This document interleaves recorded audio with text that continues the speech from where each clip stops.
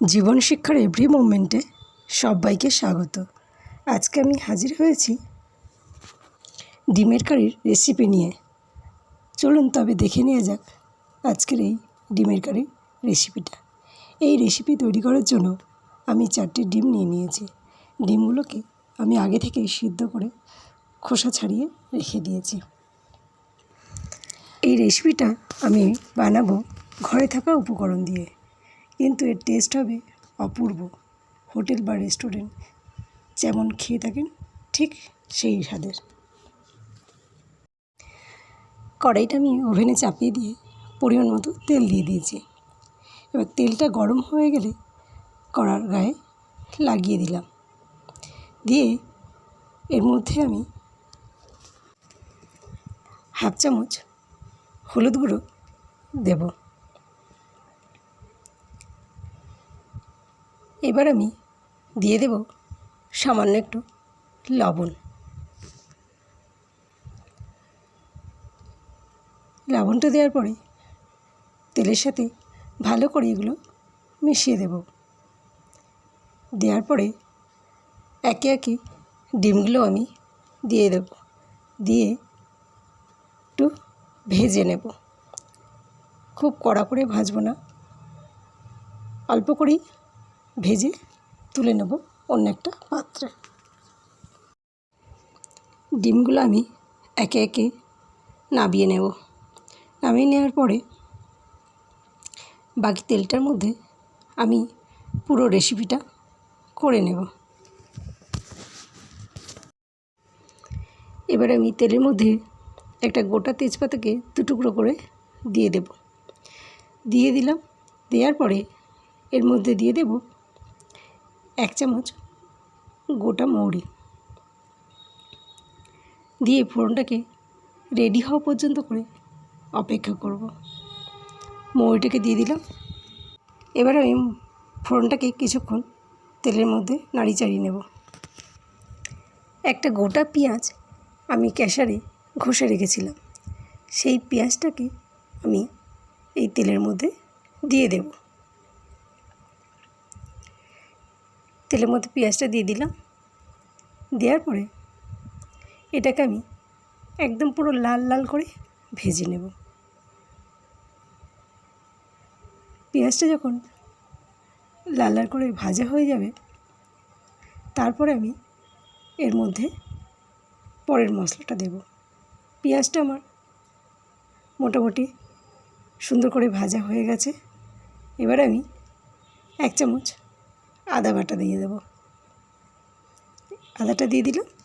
দিয়ে আবারও মশলাটাকে কিছুক্ষণ হতে দেব।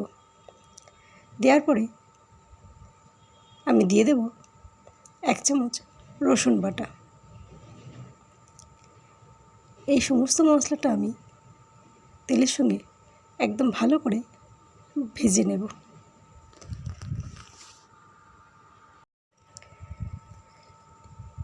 মশলাগুলো তেলের মধ্যে দেওয়ার পরে যখন তেলের সঙ্গে ভাজাটা কমপ্লিট হয়ে যাবে, তখন আমি এর মধ্যে দিয়ে দিলাম স্বাদ অনুযায়ী লবণ। দিয়ে ভালো করে মিশিয়ে নেব। এবার আমি এর মধ্যে দিয়ে দেব 1 চামচ হলুদ গুঁড়ো।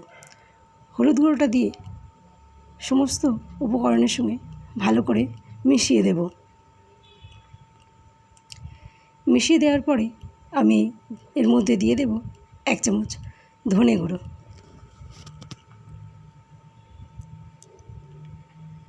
1 চামচ ধনে গুঁড়ো দেওয়ার পরে সমস্ত উপকরণের সঙ্গে এই একইভাবে মিশিয়ে দেব।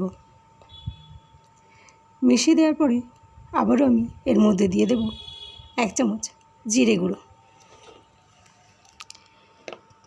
জিরে গুঁড়োটা দিয়েও ওই একইভাবে মিশিয়ে দেব। দেওয়ার পরে এর মধ্যে দিয়ে দেব 1 চামচ শুকনো লঙ্কার গুঁড়ো। দিয়ে মশলাটাকে ভালো করে রেডি করে নেব। লাল লঙ্কার গুঁড়োটা দিয়ে দিলাম। দিয়ে সমস্ত উপকরণগুলো ভালো করে মিশিয়ে দেব। মশলাটা যাতে পুড়ে না যায়, তার জন্য আমি এর মধ্যে অল্প একটু গরম জল মিশিয়ে দেব। দিয়ে মশলাটাকে ভালো করে কষিয়ে নেব। জলটা আমি দিয়ে দিলাম, দিয়ে মশলাটাকে আবারও ভালো করে কষিয়ে নেব। কষিয়ে নেওয়ার পরে যখন মশলাটা থেকে তেল ছাড়তে শুরু করবে, তখন আমি বাকি গরম জলটা এর মধ্যে অ্যাড করব। মশলাটা আমার রেডি হয়ে গেছে, তেল ছাড়তে শুরু করে দিয়েছে। এবারে আমি এর মধ্যে গরম জল দিয়ে দেব, দিয়ে কিছুক্ষণ অপেক্ষা করব ঝোলটা ফুটে ওঠা পর্যন্ত করে। জলটা আমি দিয়ে দিলাম।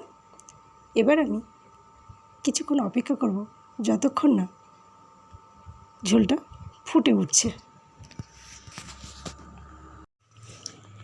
ঝোলটা ফুটতে শুরু করে দিয়েছে। এবার আমি এর মধ্যে একে একে আগে থেকে ভিজিয়ে রাখা ডিমগুলো দিয়ে দেব। আমার চ্যানেলে নতুন বন্ধু হয়ে থাকলে চ্যানেলটা সাবস্ক্রাইব করে নেওয়ার অনুরোধ রইল। পাশে থাকা বেল আইকনটাকেও প্রেস করে দেবেন, তাহলে আমি যখনই আমার চ্যানেলে নতুন নতুন কোনো রেসিপি ছাড়ব, সবার আগে আপনাদের কাছে পৌঁছে যাবে। ঝোলটাকে আমি কিছুক্ষণ ফুটতে দেব, দিলে রেডি হয়ে যাবে। ডিমের কারিটা মোটামুটি কমপ্লিট হয়ে গেছে। এর মধ্যে দিয়ে দিলাম আগে থেকে চিড়ে রাখা 3টে কাঁচা লঙ্কা, আর দিয়ে দেব গুঁড়ো গরম মশলা। দিয়ে আমি গ্যাসের ফ্লেমটাকে অফ করে দিয়ে স্ট্যান্ডিং টাইমে রেখে দেব। সবাই ভালো থাকবেন, সুস্থ থাকবেন। আজ এই পর্যন্ত। আবার অন্য কোনো দিন হাজির হয়ে যাব অন্য কোনো নতুন রেসিপি নিয়ে। ধন্যবাদ।